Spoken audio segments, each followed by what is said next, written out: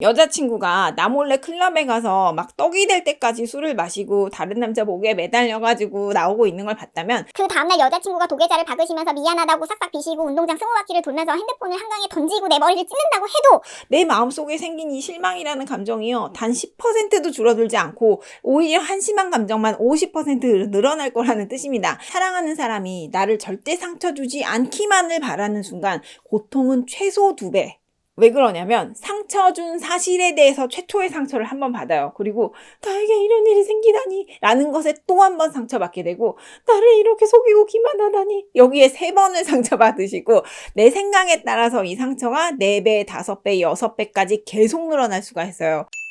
안녕하세요. 연결의 심리학이에요. 제 친구 중에 심리학을 전공한 커플이 있거든요. 둘 다 전공자인데 결혼했어요. 재밌겠죠? 그런데 그 커플에게 최근에 무슨 일이 일어났는데요. 바람을 피웠어요. 그래서 제 친구가 어떻게 했냐면 둘이 같이 노력했어요.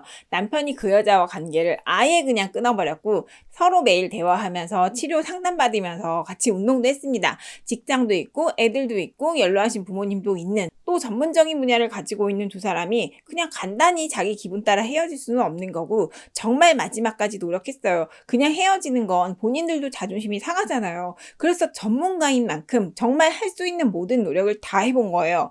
또 제 친구 둘 다 부부 상담사예요. 문자 그대로 지금까지 수백 쌍의 부부에게 불륜에 대한 상담을 해줬던 사람들인 건데요. 제가 드리고 싶은 말씀이 뭐냐면, 직장에서 매일 불륜을 보는 사람이 내게 불륜이 일어날 수 있다라는 그 가능성을 정말 전혀 1도 생각하지 않고 있었다라는 사실이에요. 연애를 시작할 때 상처받을 것부터 미리 계산을 해야 된다? 이상하게 들릴 수 있습니다. 이성을 이해하는 방법, 또 이성과 문제가 생겼을 때 잘 싸우시는 방법에 대한 얘기입니다. 시작해 볼게요. 인간과 인간 사이의 문제를 해결하는 검증된 방법들은 있는데요. 하지만 고통을 같이 다루는 내용까지는 아직 실전에 업데이트가 되지 않은 게 아닐까라는 생각이 들었어요. 사실 상대방이 잘못했을 때 우리가 막 발작하고 발광하는 그 정도가요, 막 미꾸라지에 소금 막 쫙 뿌린 것처럼 원초적인 고통 때문에 막 서로를 말로 찌르고 말로 때리고 이러면서 날뛰게 되는 거고, 그럴 때 우리 심리 상태라는 게 미꾸라지랑 다른 게 없거든요. 그 상태에서 말을 곱게 나누게 하는 게 전문가와 함께하는 전문가 상담이라는 거잖아요. 이해 가시죠? 근데 사람이 애초에 왜 화가 난 거예요? 나는 이 관계를 소중하게 생각해서 지키려고 노력했는데 상대방이 그걸 먼저 박살냈다, 일방적으로 박살냈다라는 그 사실이 충격인 거거든요. 결혼할 때 사귈 때 했던 그 약속들이 다 박살났다라는 데서 오는 충격이 사실 제일 큽니다. 가벼운 마음으로 뭐 귀엽게 여자친구 한번 깔짝 만나보시기만 한 분이시라면 이렇게 막 광분해가지고 날뛰는 저런 커플들에 대해서 이해가 막 너무 안 가실 수가 있을 거예요.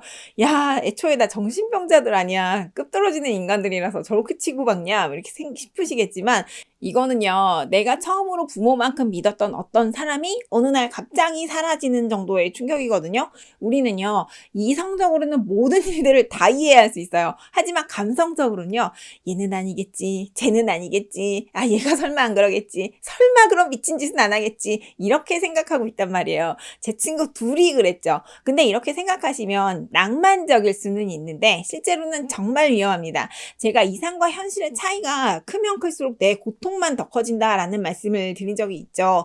통계적으로도요, 관계의 어느 시점에 있을 때 파트너가 나에게 상처를 줄 확률 몇 %일까요? 100%입니다. 기념일을 잊어버리시는 작은 상처일 수도 있고, 본격적으로 바람을 피우거나 뭐 자기 생활 개판치는 그런 것일 수도 있지만, 어떤 상처인가라는 그 종류에 상관없이 어쨌든 아무리 사랑해도 내가 상처받을 확률 확실한 100%, 이걸 알고 게임을 시작하셔야 된다라는 얘기예요. 그런데 연애를 시작하시면서 내가 상처받을 수가 있다라는 그 사실입니다. 그 사실을 생각하시면서 연애하시는 분들은요, 확률적으로 0%거든요. 우리는 감정적으로는 나 자신은 이 확률에서 완전히 제외돼 있을 거야 라는 걸 믿고 있습니다. 100% 확률로 일어날 수 있는 일을 모든 사람이 다 부정하고 있단 말이에요. 정말 너무 이상적이지 않지 않아요? 현실과 기대 사이에 이 갭이 너무 크기 때문에 불필요한 고통이 존재하게 됩니다. 어떤 연애 유튜버분들 보시면 실제로 뭐 전화나 카톡으로 상담 같은 것들을 해주시는데요. 뭐 어떻게 진행이 되는지는 제가 모르겠지만 근데 상담이라는 것에 어떤 맹점이 있다라는 거예요. 잘 들어보세요. 섹스리스라고 해서 찾아가면 남편분께서 아내분과 소통을 좀 해줘야 된다라고 말씀하세요. 그리고 섹스 중독이 있다라고 해서 찾아가도 둘이서 대화해야 된다라고 하시고, 그리고 아내가 섹스를 거부해서 찾아왔다라고 해도 남편이 소통을 위해서 좀 더 노력해야 된다라고 말씀하시고, 아내가 의처증이 있어도 남편이 먼저 배려해야 된다, 소통을 좀 더 해보시라고 말씀을 하시고, 아내가 바람을 펴도 남편의 노력이 필요하다, 좀 더 소통해 보시라, 이렇게 말씀을 하세요. 이게 제가 놀리려고 이렇게 하는 게 아니라 실제로 전문가분들께 상담을 받아보시면 예외 없이 저랑 똑같이 말씀을 하시거든요. 한번 볼게요. 상담이라는 건요, 갈등을 해결하는 효과적인, 분석을 하는 효과적인 행동은 맞는데요, 사랑하는 사이에서는 그게 좀 안 통할 수가 있다라는 걸 생각하셔야 돼요. 왜냐? 이미 둘 다 미꾸라지예요. 미꾸라지 상태가 돼 있어서 그래요. 말로 감정에 대해서 이야기를 하시는 거는 이렇게 여기 있는 이 감정을 이성적으로 이렇게 분석하는 행동인데요. 감정인데 이성적으로서 이걸 이렇게 여기서 다룬다고 해야 될까요? 이 미치겠는 감정을 이성적으로 좀 꺼내보자, 말을 좀 잘 해보자, 이런 건데, 이렇게 하면 둘이 대화하는 건 좀 생산적으로 핑퐁이 될 수는 있지만 사실상 이거의 감정을 억압하려고 하는 행동이 되거든요. 이런 겉핥기 대화를 하시면서 문제를 마취시키는 것보다는 차라리 그냥 산에 뛰어 올라가서 몸을 쓰면서 소리를 한번 지르고 오시는 게 이 미치겠는 감정을 해소하시는데 훨씬 더 낫고, 이 감정을 분석해서 입으로 여기서 해결하시는 건 겉보기에는 좋아 보이지만 인생에 하등 도움이 되지 않는데, 감정을 분석하고 설명하는 동안 이성적인 뇌를 막 흔들어 깨우는 거예요. 야, 너 감성적이지? 야, 생각 좀 해봐. 네가 머리 좀 굴려봐. 막 이렇게 하시면서 감성적인 뇌, 변형이나 편도체는 잠재워 오려고 하시는 거기 때문에 대화 실컷 잘 했어요. 그런데 감정이 전혀 해소되지가 않아요. 대화를 6시간 해도 해결이 안 날 수 있는 건 뭐 그래, 그럴 수가 있지. 뭐 그래도 조금이라도 마음이 누그러졌으면 좋겠는데 그 효과조차도 없는 게 이 이유 때문입니다. 대화라는 건요, 이 연인 사이에서의 대화라는 건 아무리 대화를 많이 하셔도 반드시 사이가 더 나빠지게 됩니다.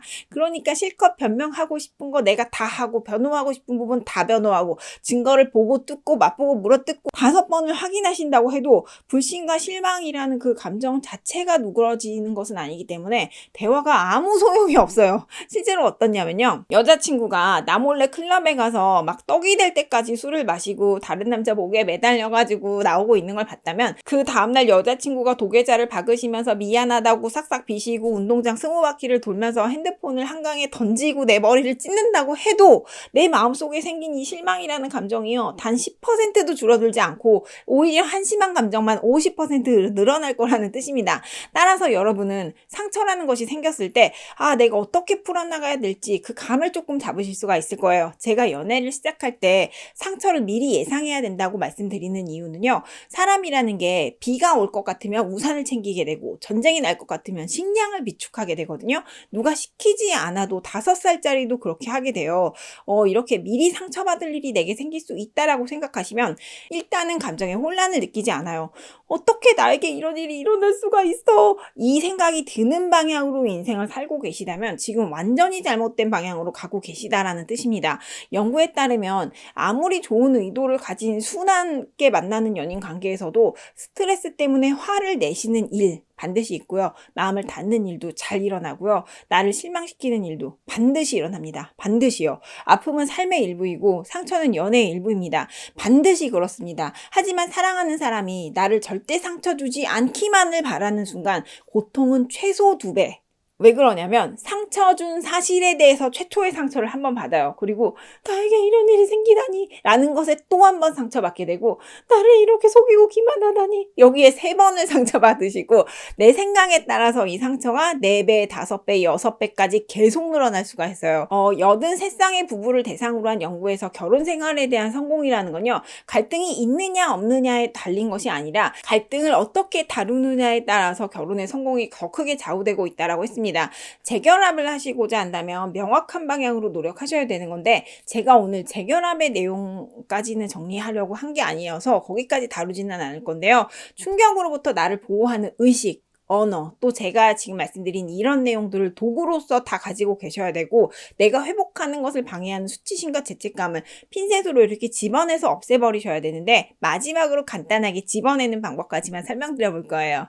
오늘 실망스러운 일을 겪었다면 그것이 내 존재의 실패가 아니라 그냥 비가 내린 것처럼, 그냥 오늘 올 어떤 것이 왔구나 이렇게 생각하시면 상처를 초기에 한 번만 받으시면서 그럼 내가 이제 어떻게 해야 되지? 라는 쪽으로 내 생각을 드라이브하게 되실 수가 있어요. 내가 이 상황을 어떻게 해야 되지? 여기까지가 내 문제예요.